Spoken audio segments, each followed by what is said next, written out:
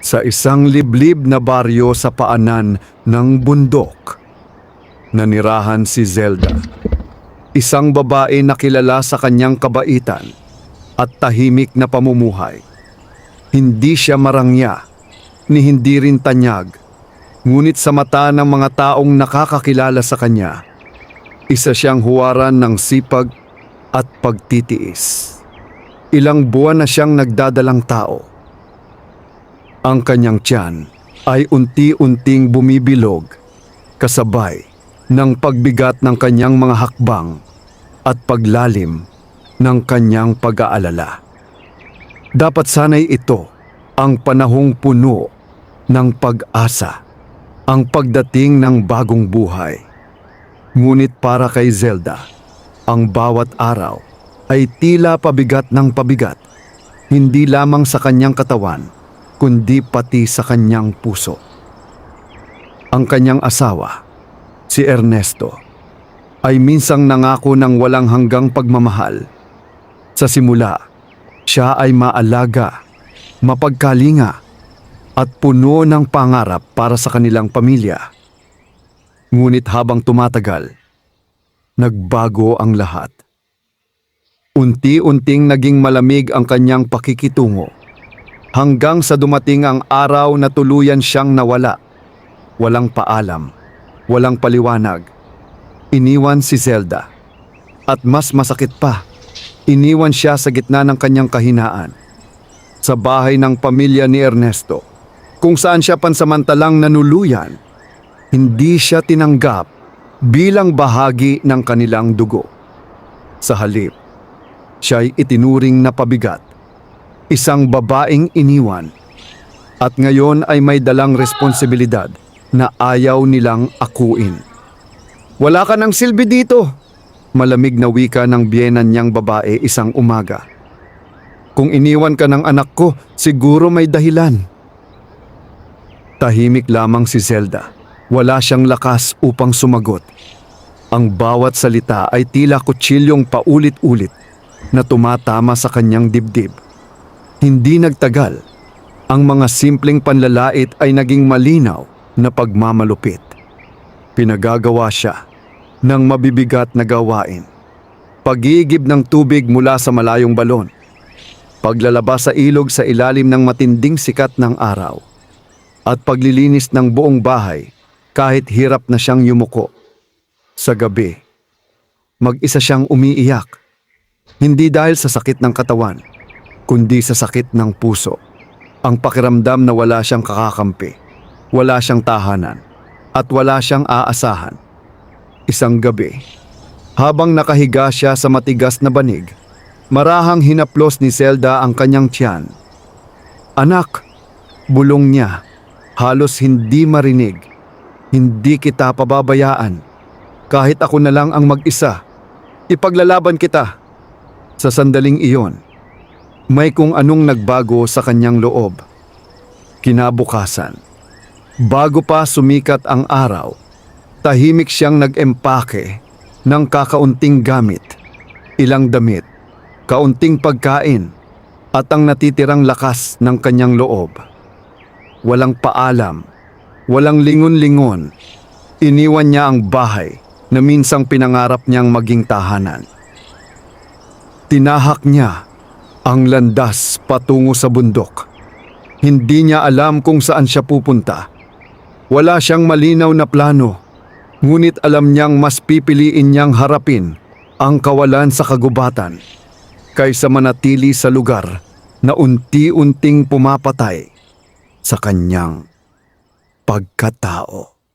Habang siya'y umaakyat, naramdaman niya ang pagod sa bawat hakbang.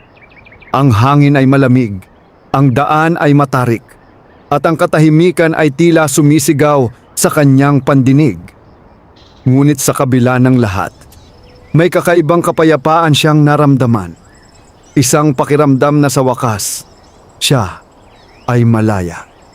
Sa gitna ng kagubatan, natagpuan niya ang isang maliit na kubo. Luma, ngunit matibay pa.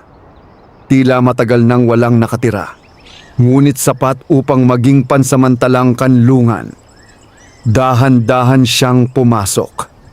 Ang loob ay payak, isang kahoy na higaan, isang maliit na mesa, at ilang lumang kagamitan. Hindi ito marangya, ngunit para kay Zelda, ito ay higit pa sa sapat. Doon siya naupo, marahang inilapag ang kanyang mga dala at napabuntong hininga. Sa unang pagkakataon matapos ang mahabang panahon, naramdaman niyang may lugar siyang matatawag na kanya. Ngunit hindi niya alam, sa katahimikan ng kagubatang iyon, may mga matang nagmamasid sa kanya, hindi puno ng galit, kundi ng pagkamausisa. At sa kanyang pagdating sa bundok, may isang nilalang ang tahimik na nagising mula sa mahabang pagkakatulog. Isang nilalang na hindi pangkaraniwan, isang puting duwende. At sa pag-uumpisa ng bagong kabanata sa buhay ni Zelda, magsisimula rin ang isang kwentong hindi niya kailanman inakala. Isang kwentong huhubog sa kanyang kapalaran at sa buhay ng batang kanyang dinadala. Ang unang gabi ni Zelda sa kubo ay tahimik ngunit mabigat. Sa labas, maririnig ang marahang pag-ihip ng hangin na sumasayaw sa mga dahon ng matatayog na puno. Ang mga kuliglig ay tila nagsisilbing himig ng kagubatan. Isang paalala na siya ay wala na sa mundong kanyang nakasanayan. Nakaupo siya sa gilid ng kahoy na higaan. Hawak ang kanyang tiyan. Ang kanyang paghinga ay mabagal, pilit pinapakalma ang sarili.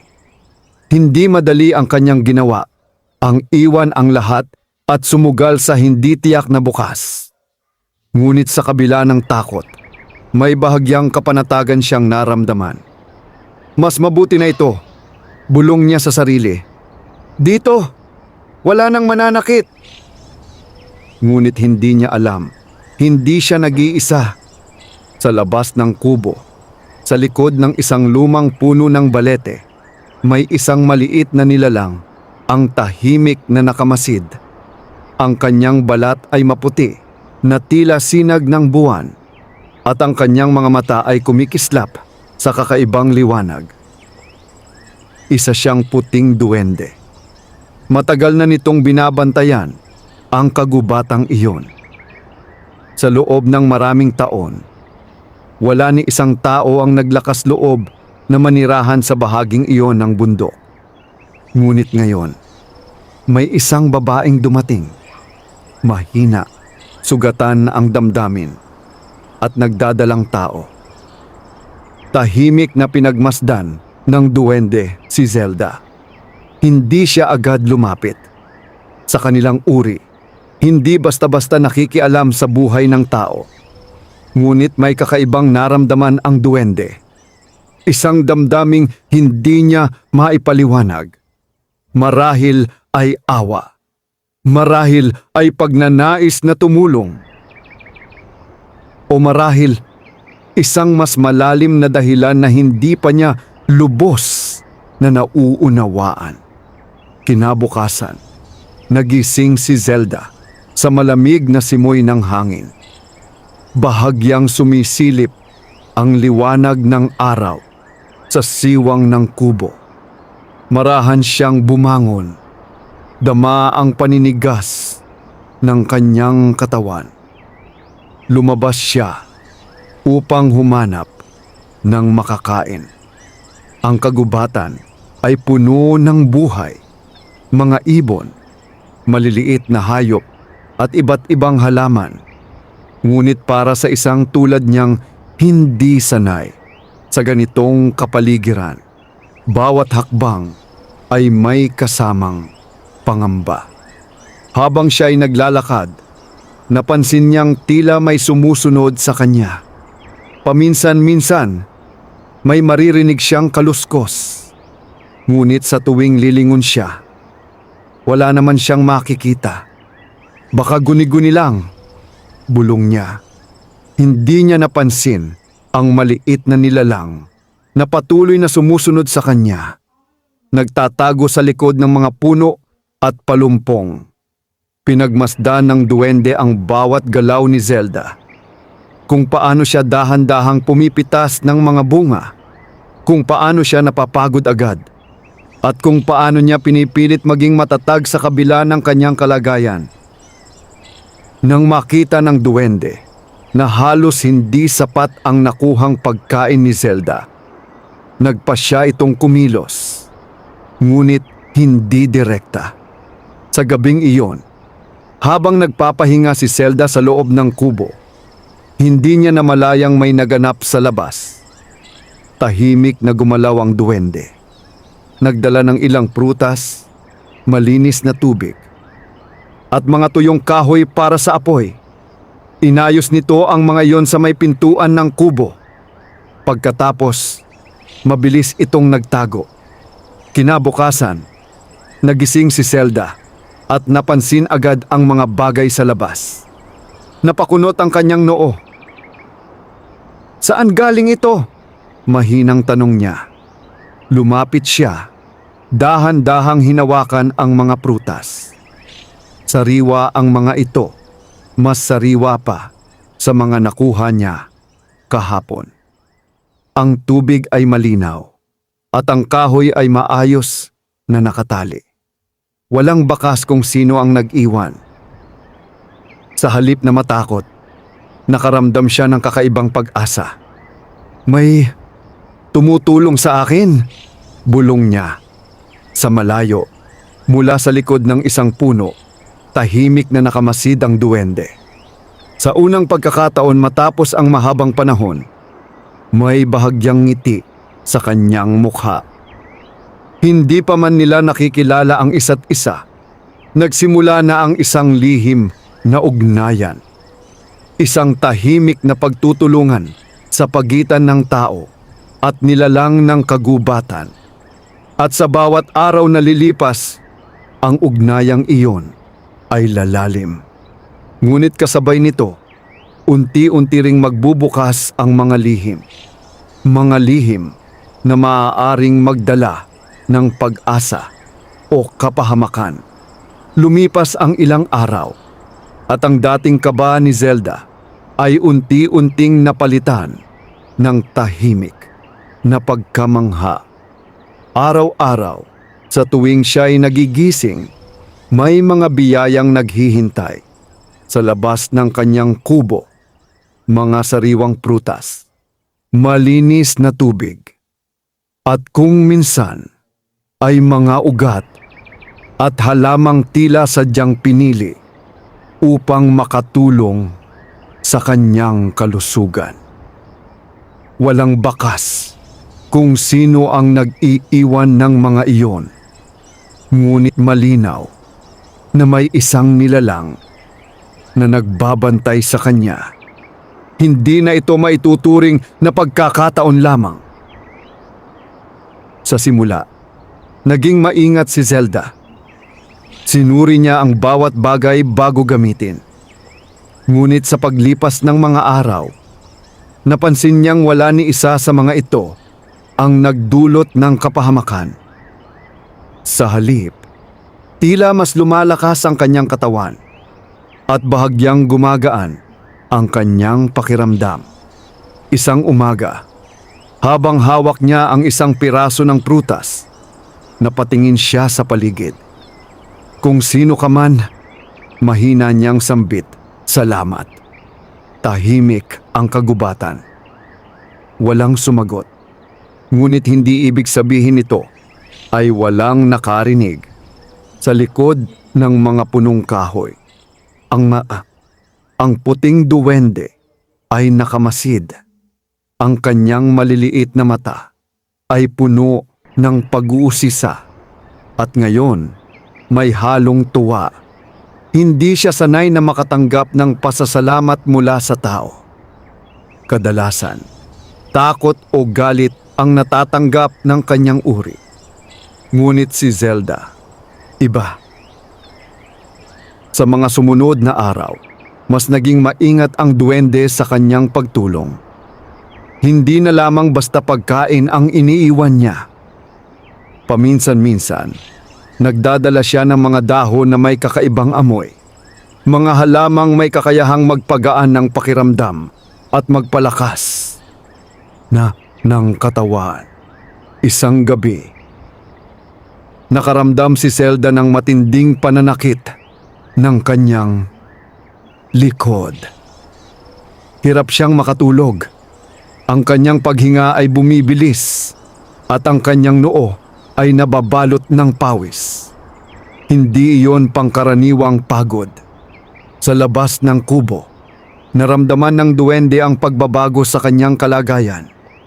Hindi niya maipaliwanag kung paano, ngunit tila konektado siya sa presensya ni Zelda. Lalo na sa batang dinadala nito.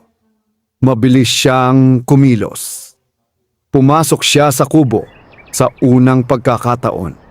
Maingat, halos hindi marinig ang kanyang mga hakbang.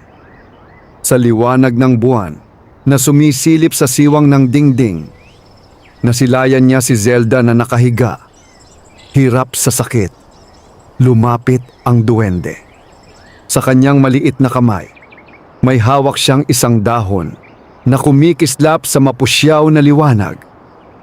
Marahan niya itong inilagay sa tabi ni Zelda, sapat upang maabot nito kung sakaling magising. Pagkatapos, umatras siya at tahimik na lumabas. Makalipas ang ilang sandali, nagising si Zelda.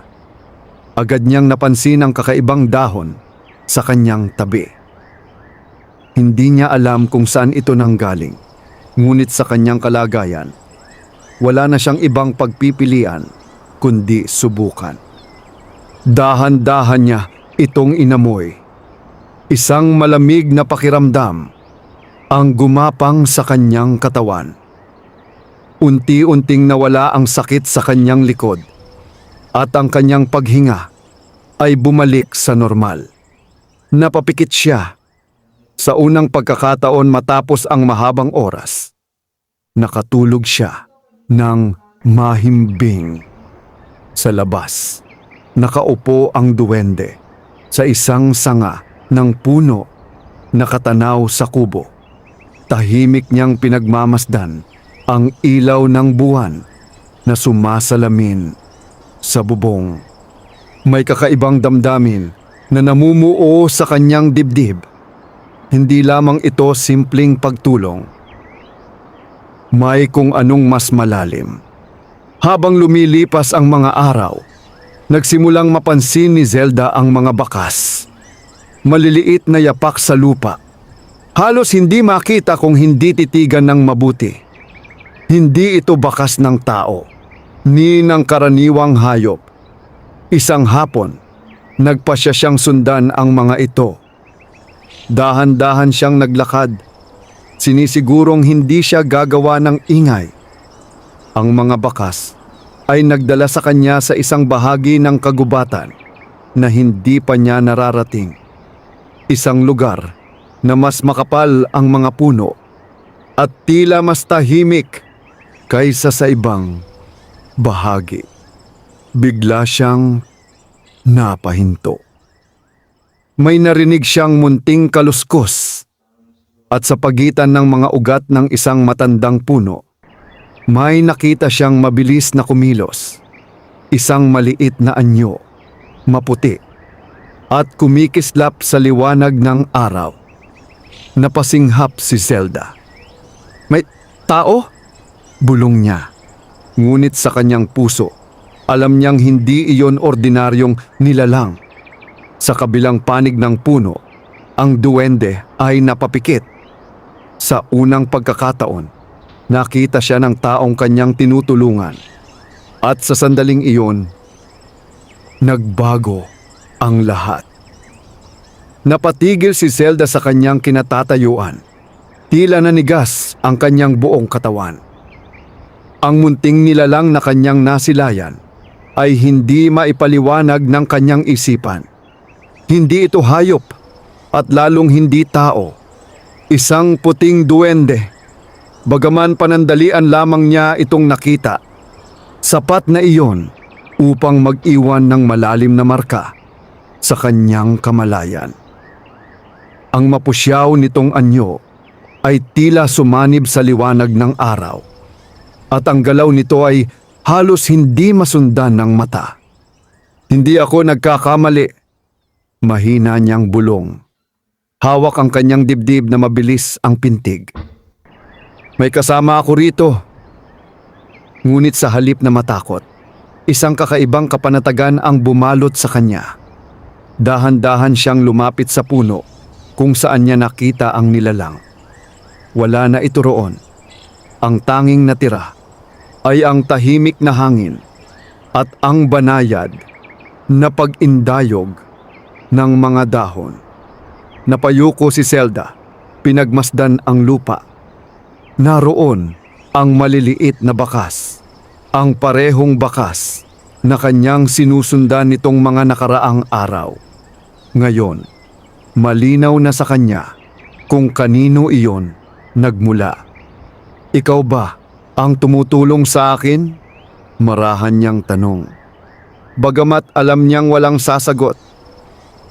Sa likod ng isang makapal na ugat ng puno, ang duwende ay nakamasid. Ang kanyang puso, kung ito man ay matatawag na ganoon, ay tila nag-aalangan.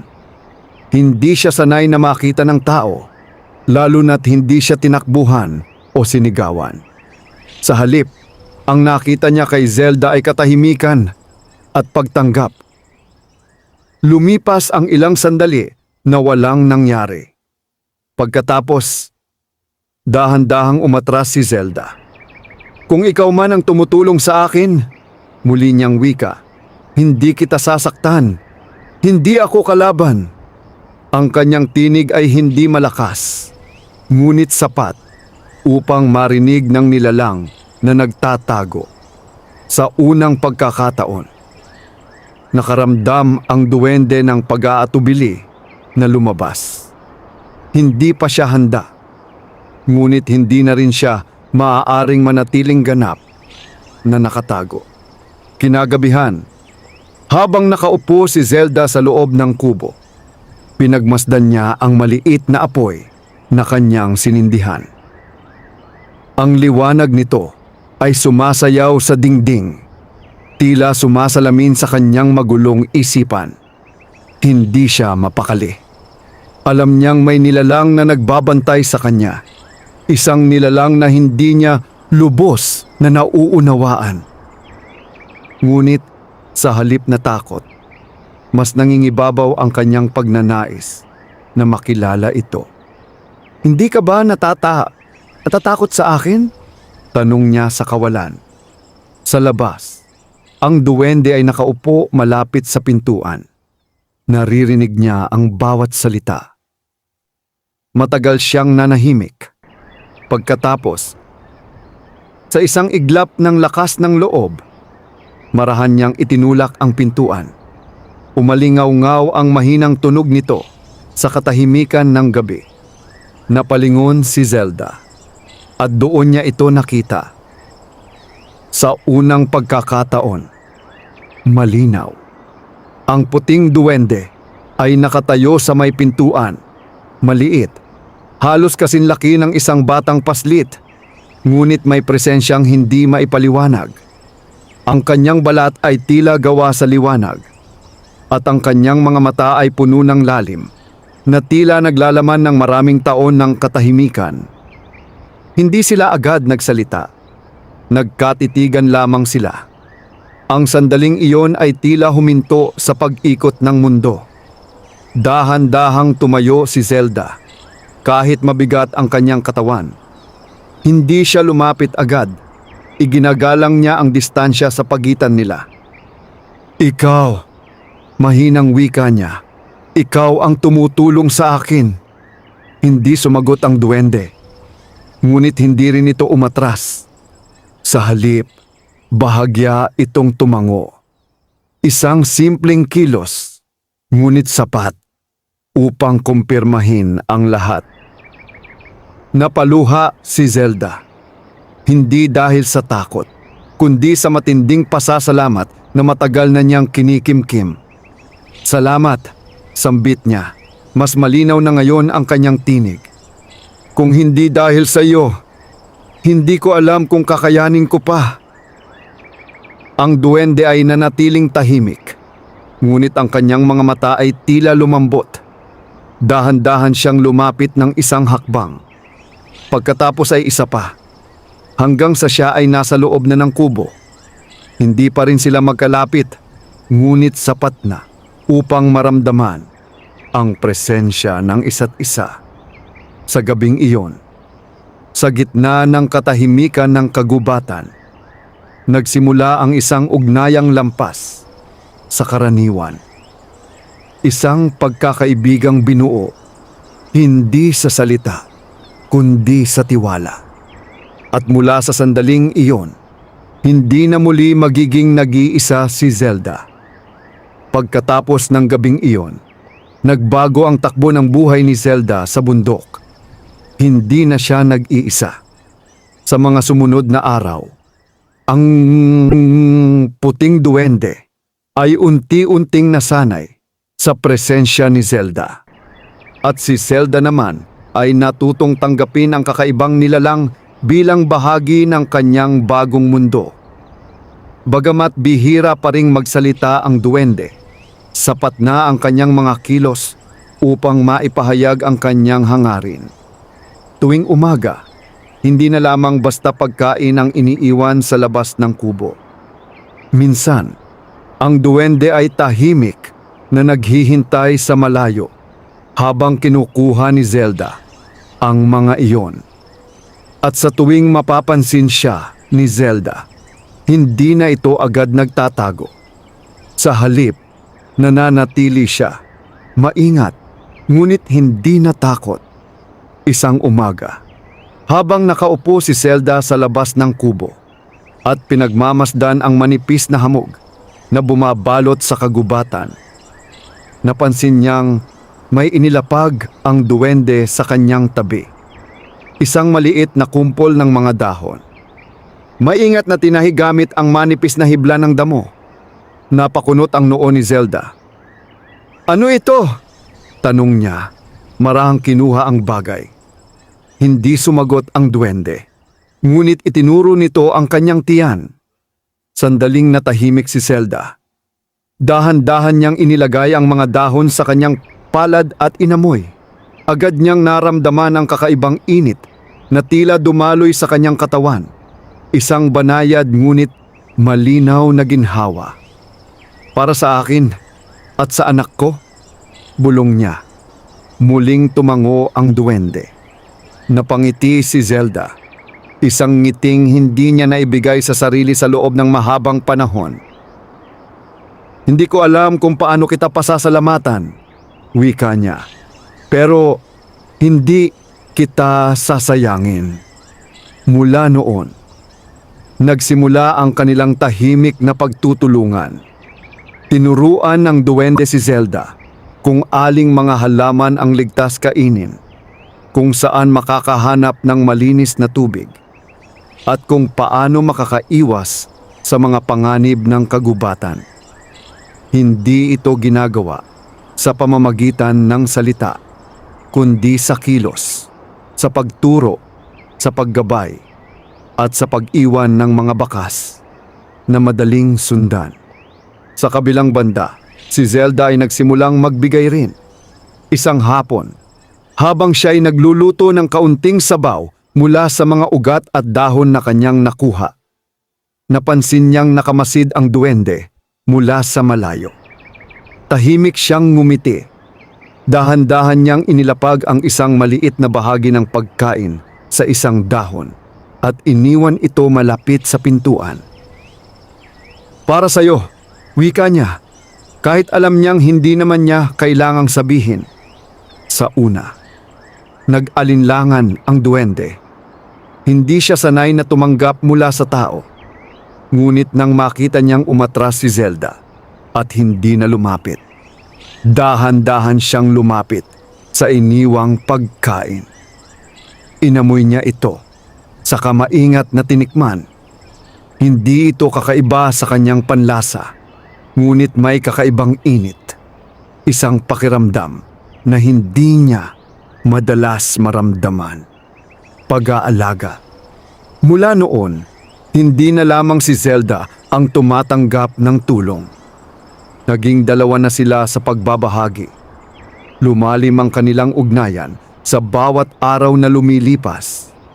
Hindi man sila nag-uusap sa karaniwang paraan, nagkakaintindihan sila sa katahimikan, sa tingin, sa galaw, at sa presensya. Ngunit sa kabila ng kapayapaang iyon, may unti-unting pagbabago sa paligid. Isang hapon, habang nag-iigib si Zelda sa maliit na batis na malapit sa kubo, napansin niyang tila mas tahimik ang kagubatan kaysa karaniwan.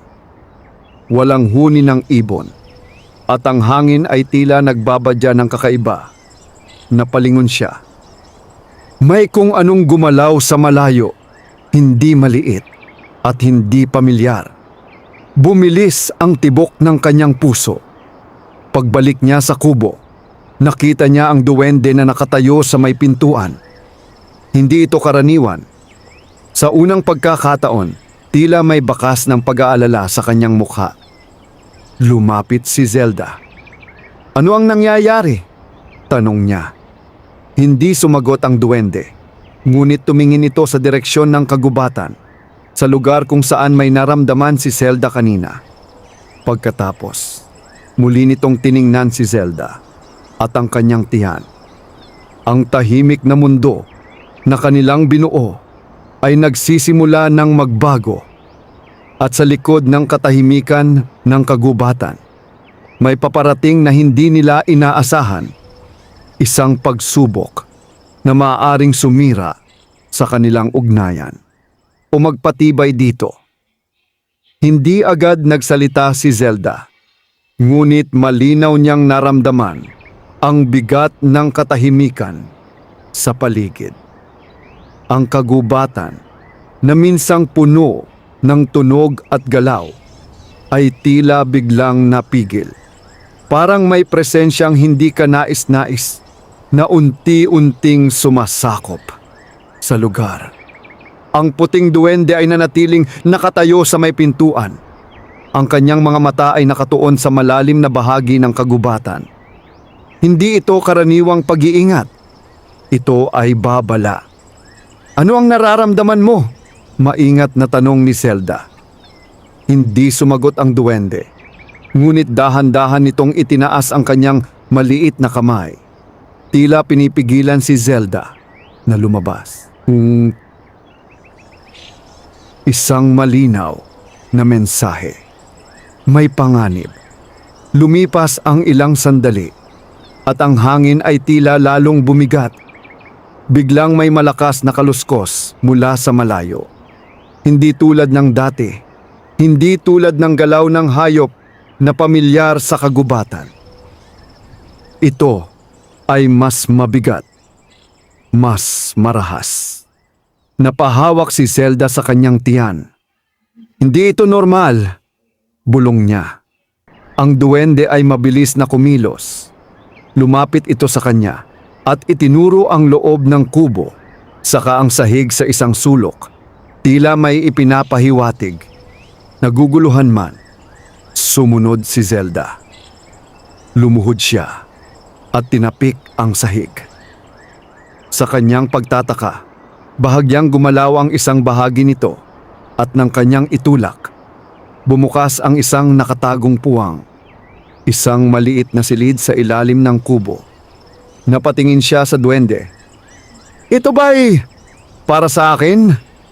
Mabilis na tumango ang duwende. Wala nang oras para magtanong pa.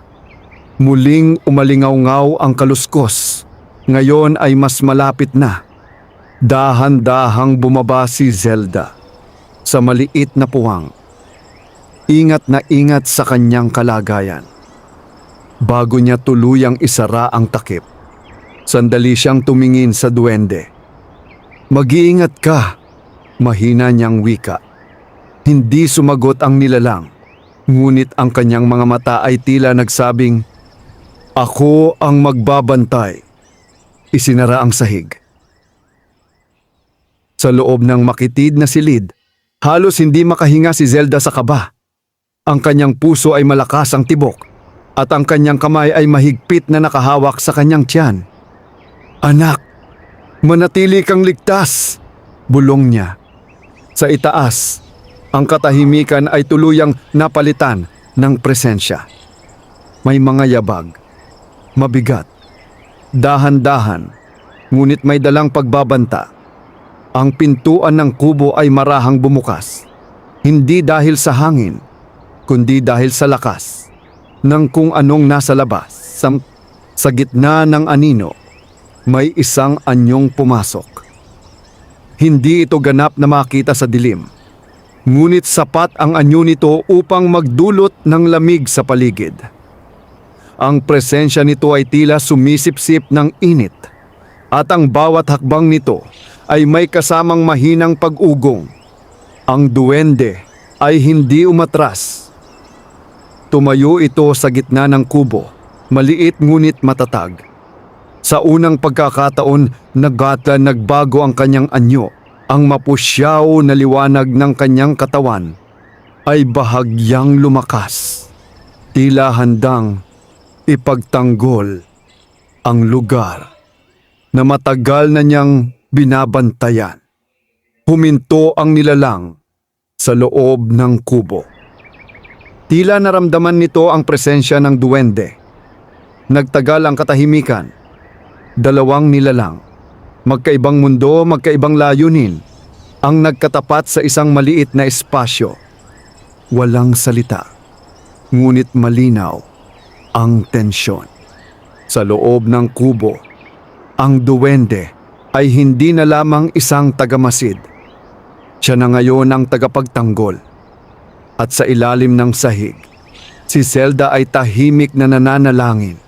Hindi lamang para sa kanyang sarili, kundi para sa nilalang na unang nagpakita sa kanya ng kabutihan sa gitna ng kanyang pag-iisa. Ang gabing iyon ay magtatakda ng bagong yugto sa kanilang buhay. Isang yugto kung saan ang katahimikan ay papalitan ng laban. Sa loob ng kubo, nanatiling nakatayo ang puting duwende. Maliit sa anyo, ngunit buo ang tindig. Ang liwanag na nagmumula sa kanyang katawan ay unti-unting lumalakas, sumasalungat sa malamig at mabigat na presensya ng nilalang na pumasok. Ang aninong iyon ay hindi pangkaraniwan. Wala itong malinaw na anyo, tila usok na may sariling buhay, ngunit ang bawat galaw nito ay may dalang bigat na nagpapahina sa paligid. Ang kahoy na dingding ng kubo ay bahagyang nanginginig sa presensya nito, at ang apoy sa sulok ay unti-unting namamatay. Ngunit hindi umatras ang duwende. Sa unang pagkakataon, itinaas nito ang kanyang kamay, at mula rito'y sumiklab ang mas malinaw na liwanag. Tila isang maliit na bituin na naglalaman ng lakas ng kagubatan. Huminto ang anino. Parang sinusukat nito ang kalaban. Isang iglap at bigla itong kumilos. Ang malamig na hangin ay sumabog sa loob ng kubo. Tila may puwersang sumubok, sumalakay. Ngunit mabilis ang duwende. Sa isang mahinang galaw, lumaganap ang liwanag mula sa kanyang katawan. Bumuo ng isang harang na humarang sa unang bugso ng pag-atake. Ang sahig ay bahagyang umalog. Sa ilalim nito, napakapit si Zelda sa kanyang sarili. Naririnig niya ang mga tunog sa itaas. Hindi malinaw, ngunit sapat upang maunawaan na may nagaganap na labanan. Ang kanyang paghinga ay bumilis, at ang kanyang puso ay tila lalabas sa kanyang dibdib. Hindi ito matatapos ng ganito, bulong niya. pinipilit manatiling kalmado. Kailangan kong magtiwala. Sa itaas, nagpatuloy ang sagupaan. Ang anino ay muling umatake. Ngayon ay mas mabilis, mas agresibo. Tila sinusubukan nitong lampasan ang liwanag ng duwende, hanapin ang anumang kahinaan. Ngunit ang duwende ay hindi nag-iisa. Sa bawat paggalaw nito, tila sumasabay ang kagubatan. Ang hangin ay humuhuni. Ang mga ugat sa ilalim ng lupa ay gumagalaw. At ang liwanag ay lalong tumitibay. Ito ang kanyang tahanan. At hindi niya ito basta ipagkakaloob.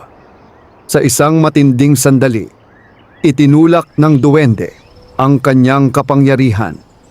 Isang bugso ng puting liwanag ang kumalat sa buong kubo, tumama sa anino at pansamantalang itinaboy ito paatras. Isang matinis na tunog ang umalingaw-ngaw. Hindi ganap na sigaw, ngunit sapat upang iparamdam ang galit ng nilalang. Unti-unti umatras ang anino. Hindi dahil sa pagkatalo, kundi tila may bagay na pumipigil dito. Isang limitasyon na hindi nito maaaring lampasan. Bago ito tuluyang naglaho sa dilim ng kagubatan. Sandali itong tumigil sa pintuan. Tila nagbabanta. Tila nagsasabing babalik ito. Pagkatapos, nawala. Bumalik ang katahimikan. Ngunit hindi na ito ang dating katahimikan. Sa loob ng kubo, napahinga ng malalim ang duwende. Ang liwanag ng kanyang katawan ay unti-unting humina. Tila naubos ang lakas sa sagupaan. Dahan-dahan siyang napaluhod, saglit na napapikit. Sa ilalim ng sahig, naramdaman ni Zelda ang biglang paggaan ng paligid. Tahimik ang lahat. Maya-maya, marahan niyang itinulak ang takip at sumilip. Ligtas na ba? Maingat niyang tanong. Pag-akyat niya, agad niyang nakita ang duwende. Nakaluhod, tila nang hihina. Hindi! Bulong ni Zelda, agad na lumapit. Nasaktan ka ba? Hindi sumagot ang duwende, ngunit halata sa kanyang anyo ang pagkapagod. Dahan-dahang lumuhod si Zelda sa harap nito.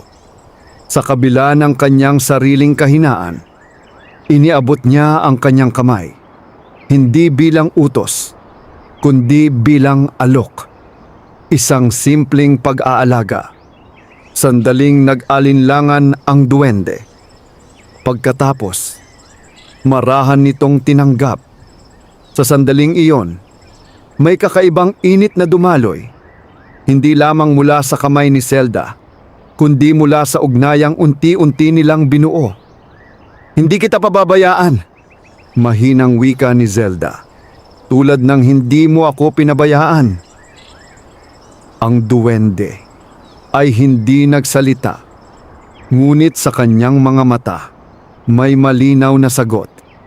Sa gabing iyon, matapos ang unang tunay na panganib, mas tumibay ang kanilang samahan. Ngunit malinaw na ang laban ay hindi pa tapos.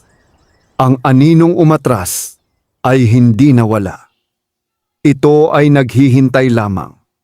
At sa susunod nitong pagbalik, maaaring hindi na sapat ang kanilang lakas kung sila'y mag-iisa.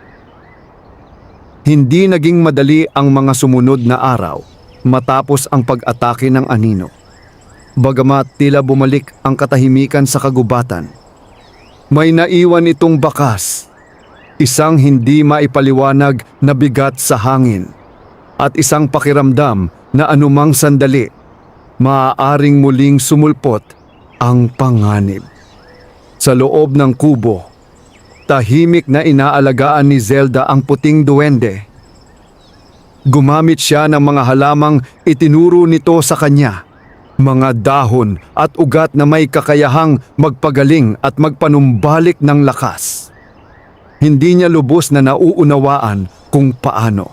Ngunit sinunod niya ang kanyang instinct.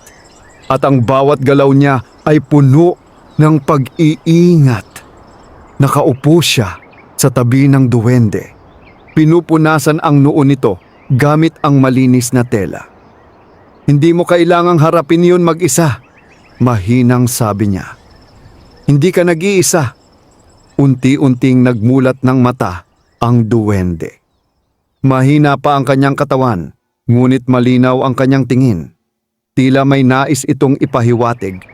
Isang bagay na matagal na nitong itinago. Dahan-dahan itong bumangon, kahit nahihirapan. Ano ang gusto mong sabihin? Tanong ni Zelda. Hindi ito sumagot, ngunit itinuro nito ang labas ng kubo, sa direksyon ng mas malalim na bahagi ng kagubatan. Nag-alinlangan si Zelda. May kailangan ba tayong puntahan? Muling tumango ang duwende. Hindi agad siya sumang-ayon. Alam niyang delikado ang lumabas, lalo na sa kanyang kalagayan. Ngunit sa kanyang puso, may tiwala siyang unti-unting nabuo. Isang tiwala na ang duwende ay hindi siya dadalhin sa kapahamakan. Kinabukasan, sa unang liwanag ng araw, naglakbay sila. Mabagal ang kanilang lakad.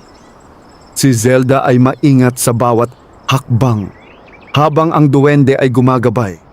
Minsan nauuna, minsan humihinto upang tiyaking sumusunod siya. Habang sila ay papalalim sa kagubatan, napansin ni Zelda ang pagbabago sa paligid. Mas tahimik, mas malamig, at mas maliwanag, ngunit hindi dahil sa araw. Sa wakas, narating nila ang isang maliit na bukana sa pagitan ng mga punong kahoy. Sa gitna nito, may isang malinaw na lugar na tila hindi tinatablan ng dilim. At sa sentro nito, naroon ang isang kakaibang tanawin. Isang punong may mapusyaw na liwanag. Ang mga dahon nito ay kumikislap, tila gawa sa pinong sinag ng araw. Ang ugat nito ay nakalantad sa lupa, ngunit hindi ito mukhang nasisira. Sa halip, tila ito ang pinagmumulan ng buhay ng buong lugar. Napahinto si Zelda. Ano ito? Halos pabulong niyang tanong. Lumapit ang duwende sa puno. Marahang inilapat ang kanyang kamay sa katawan nito. Biglang lumakas ang liwanag. At sa sandaling iyon, may pumasok na mga imahe sa isipan ni Zelda. Hindi malinaw, ngunit sapat upang maramdaman. Ang punong ito ay hindi karaniwan. Ito ang pinagmumulan ng kapangyarihan ng duwende. Ito ang nagbabantay sa kagubatan. At higit sa lahat, ito ang hinahanap ng aninong umatake. Napaatras si Zelda. Ito ang dahilan kung bakit siya bumalik. Sambit niya. Unti-unting nauunawaan. Ang duwende ay tumingin sa kanya. Ang kanyang mga mata ay puno ng babala. Hindi lamang ang puno ang nasa panganib, pati sila. Dahan-dahang inilapit ng duwende ang kamay nito sa tiyan ni Zelda. Hindi upang hawakan, kundi tila upang iparamdam ang isang bagay. At muli, may dumaloy na kakaibang init. Sa sandaling iyon, may naunawaan si Zelda. Ang batang kanyang dinadala ay hindi ordinaryo. May koneksyon ito sa liwanag, sa puno, at sa duwende. Napahawak siya sa kanyang tiyan, na puno ng halo-halong emosyon, takot, pagkalito, ngunit higit sa lahat isang bagong uri ng pag-asa. Anak! Bulong niya. Ano ka ba talaga? Biglang umihip ang hangin. Mas malakas kaysa dati. Ang liwanag ng puno ay bahagyang kumurap, parang nagbabala. Napalingon ang duwende sa gilid ng kagubatan. Naroon na naman ang presensya. Mas malakas. Mas malapit. Hindi na ito basta nagmamasid. Ito ay paparating. Muling nagtagpo ang tingin ni Zelda at ng duwende. Sa pagkakataong ito, wala nang pag-aalinlangan. Alam na nila ang katotohanan. Ang laban ay hindi na lamang para sa kanilang kaligtasan. Ito ay para sa isang lihim na maaaring magbago ng lahat. Ang hangin sa paligid ng maliwanag na puno ay biglang nag-iba mula sa banayad na simoy. Naging marahas at mabigat. Ang liwanag na kanina'y payapa ay ngayon ay kumikislap. Tila nagbababala sa nalalapit na panganib. Naramdaman ni Zelda ang mabilis na tibok ng kanyang puso. Ngunit may kakaiba. Sa halip na panghihina, may init na unti-unting lumalakas mula sa kanyang sinapupunan. Isang uri ng lakas na hindi niya kailanman naranasan. Napahawak siya sa kanyang tiyan. "Hindi ito normal!" bulong niya. Sa kanyang tabi, ang puting duwende ay naging alerto. Ang kanyang maliit na anyo ay muling nagliwanag, mas matindi kaysa dati. Ngunit ramdam pa rin ang bakas ng kanyang pagkapagod mula sa naunang laban. Sa gilid ng kagubatan, unti-unting lumitaw ang anino. Ngayon, mas malinaw na ito. Hindi na lamang ito usok. May hugis na itong tila nilalang na binuo mula sa kadiliman. Ang kanyang presensya ay sapat upang patahimikin ang buong paligid. Ang mga dahon ay hindi gumagalaw at ang hangin ay tila tumigil. Ito ay bumalik at mas handa. Napaatras si Zelda, ngunit hindi siya tumakbo. Sa halip, naramdaman niya ang paggalaw sa loob ng kanyang sinapupunan. Hindi lamang simpleng sipa ng sanggol, kundi tila isang tugon sa presensya ng anino. Isang liwanag ang sumilay mula sa kanyang katawan. Mahina sa una, ngunit unti-unting lumalakas. Napatingin ang duwende kay Zelda. Ang kanyang mga mata ay puno ng pagkagulat, ngunit hindi takot. Parang matagal na niyang inaasahan ang sandaling ito. "Anak ko!" sambit ni Zelda. Halos hindi makahinga. "Ano ang ginagawa mo?" Ang anino ay humakbang pasulong. Ngunit bago pa ito tuluyang makalapit, biglang sumiklab ang liwanag mula kay Zelda. Hindi nakakasakit, ngunit sapat upang hadlangan ang paglapit ng kadiliman. Napahinto ang nilalang. Sa unang pagkakataon, tila ito ay nag-alinlangan. Ang duwende ay mabilis na kumilos. Pumwesto sa harap ni Zelda, ngunit hindi upang itago siya, kundi upang samahan siya. Sa pagkakataong ito, hindi na siya nag-iisa sa laban. Ang liwanag mula sa puno, sa duwende, at mula kay Zelda ay tila nagsanib. Tatlong pinagmumulan ng kapangyarihan na nagkakaisa laban sa iisang banta. Unti-unting umatras ang anino. Hindi ito umatake. Sa halip, tila pinagmasdan nito si Zelda, lalo na ang kanyang tiyan. May kung anong pagkilala. Isang tahimik na pagkaunawa na ang batang dinadala niya ay hindi basta-basta maaaring lapitan. Ngunit hindi rin ito ganap na umatras dahil sa takot. Bagkus, tila naghihintay ito. Nag-aaral, naghahanda. Sa isang iglap, naglaho muli ang anino sa dilim ng kagubatan. Ngunit ang presensya nito ay nanatili sa hangin. Isang paalala na hindi pa ito tapos. Unti-unting humina ang liwanag mula kay Zelda. Napaluhod siya, hinihingal. Agad siyang inalalayan ng duwende. "Ayos lang ako," mahinang sabi niya. Kahit halata ang kanyang pagod, tumingin siya sa maliwanag na puno. "Hindi na ito basta pagtatago lang," wika niya. "May dahilan kung bakit nandito ako, kung bakit nandito tayo." Ang duwende ay tumango. Sa wakas, tila malinaw na ang lahat. Ang kagubatan, ang puno, ang duwende, at ang batang dinadala ni Zelda ay konektado sa isang mas malaking layunin. Isang layuning hindi pa ganap na nauunawaan, ngunit unti-unti nang nahahayag. Dahan-dahang tumayo si Zelda, kahit mabigat ang kanyang katawan. Sa kanyang mga mata, may bagong uri ng tapang. "Kung babalik siya," wika niya, "hindi na ako matatakot." Sa kanyang tabi, ang duwende ay nanatiling tahimik, ngunit handa. Sa pagkakataong ito, ang laban ay hindi na lamang pagtakas. Ito ay paghahanda.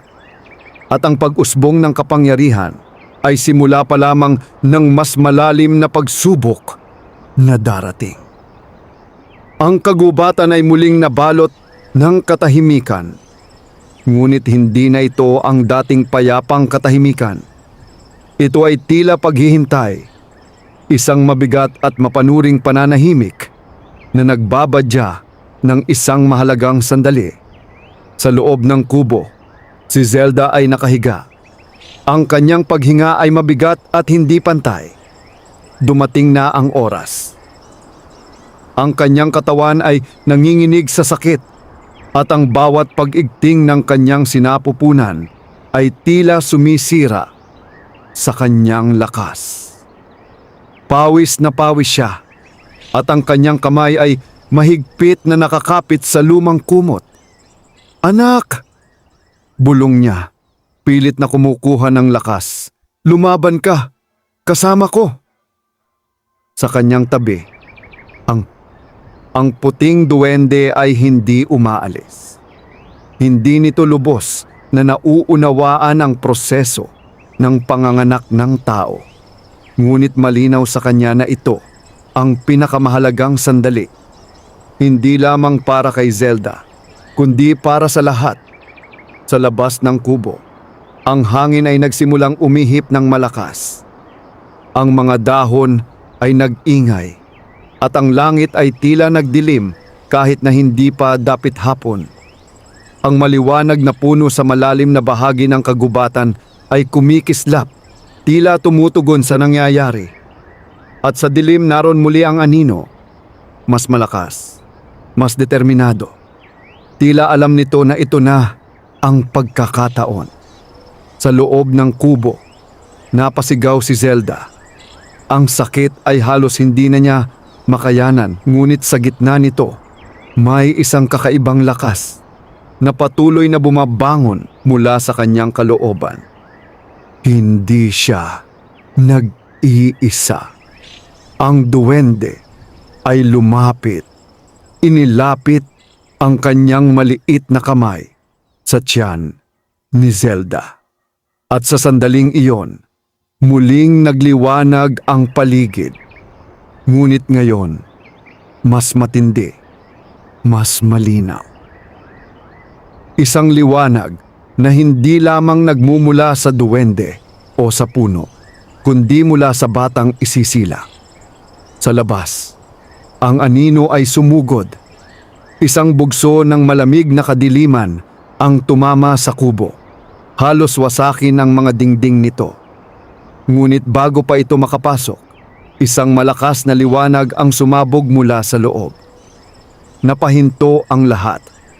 Sa loob ng kubo, sa gitna ng sakit at pagod, tuluyang naisilang ang sanggol. At sa kanyang unang paghinga, hindi iyak ang unang narinig, kundi isang banayad na tunog. Tila isang himig na may dalang kapayapaan. Napaluha si Zelda. Sa kanyang mga bisig, hawak niya ang kanyang anak. Isang sanggol na ang balat ay may bahagyang ningning. at ang kanyang presensya ay tila nagbibigay init sa buong paligid. "Anak ko!" Mahinang sambit ni Zelda, halos hindi makapaniwala. "Ligtas ka!" Sa kanyang tabi, ang duwende ay napaluhod, hindi sa pagod, kundi sa pagkilala. Ang batang iyon ay hindi lamang bunga ng pagdurusa ni Zelda. Ito ay sagot, isang liwanag na isinilang upang labanan ang kadiliman. Sa labas, ang anino ay umatras, hindi dahil sa takot, kundi dahil sa lakas na hindi nito kayang lampasan sa sandaling iyon. Ngunit bago ito tuluyang naglaho, tila muli nitong pinagmasdan ang kubo. At sa pagkakataong iyon, may malinaw na pagbabanta. Hindi pa ito tapos. Sa loob, dahan-dahang niyakap ni Zelda ang kanyang anak. Ang sakit, ang pagod, ang takot, lahat ay tila napalitan ng isang malalim na kapayapaan. Tumingin siya sa duwende. "Salamat," bulong niya. "Hindi ko ito nagawa kung wala ka." Ang duwende ay hindi nagsalita, ngunit sa kanyang mga mata, malinaw ang sagot. Ang kanilang ugnayan ay hindi lamang nagbunga ng pagkakaibigan. Ito ay naging simula ng isang bagong yugto. Isang yugto kung saan ang liwanag ay hindi na lamang nagtatago. Ito ay isinilang na. At sa pagsilang ng batang iyon, nagsimula ang kwento ng isang kapangyarihang haharap sa dilim. Hindi lamang upang lumaban, kundi upang baguhin ang kapalaran ng lahat. Wakas.